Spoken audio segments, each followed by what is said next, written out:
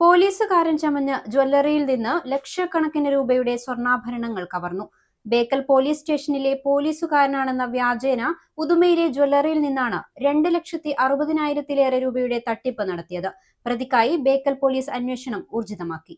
ലോകോത്തര ബ്രാൻഡായ ഗോദ്രേജിന്റെ ഇന്റീരിയോ, കബോർഡ്, അലമാരകൾ, ലോക്കറുകൾ എന്നിവയുടെ വിൽപ്പനയിലും വിൽപ്പനാനന്തര സേവനത്തിലും എക്കാലത്തും മികച്ചുനിന്ന 120 വർഷങ്ങളുടെ പാരമ്പര്യം. Godrej commission and general agency, NH66, Anangoor, Kasaragod.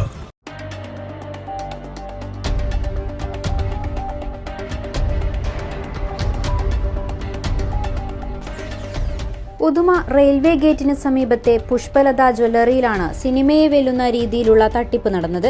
2,60,500 രൂപയുടെ സ്വർണ്ണാഭരണങ്ങളാണ് കബളിപ്പിച്ച് കവർന്നത്. മെയ് 27 ഉച്ചയ്ക്ക് 1 മണിയോടെയാണ് തട്ടിപ്പുകാരൻ ജ്വല്ലറിയിലെത്തിയത്. ബേക്കൽ സ്റ്റേഷനിലെ പോലീസുകാരനാണെന്നും അഖിൽ രാജ് എന്നാണ് പേരെന്നുമാണ് ഇയാൾ കടയുടമയെ വിശ്വസിപ്പിച്ചത്. വൈകിട്ട് 4:30 വരെ കടയിൽ ചെലവഴിച്ച പ്രതി 16.200 ഗ്രാം തൂക്കം വരുന്ന സ്വർണ്ണമോതിരം, മാല, അരഞ്ഞാണം എന്നിവ തിരഞ്ഞെടുത്തു. തുക ബാങ്ക് അക്കൗണ്ട് വഴി നൽകാമെന്ന് പറഞ്ഞായിരുന്നു ആഭരണങ്ങൾ കൈക്കലാക്കിയത്.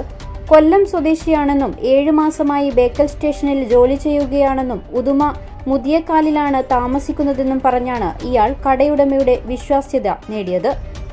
കടയുടമയായ കളനാട് തൊട്ടി സ്വദേശി ഗണേശന്റെ വീടിനടുത്തുള്ള യഥാർത്ഥ പോലീസുകാരുടെ പേരുകൾ വരെ പ്രതി ഇതിനായി ഉപയോഗിച്ചു.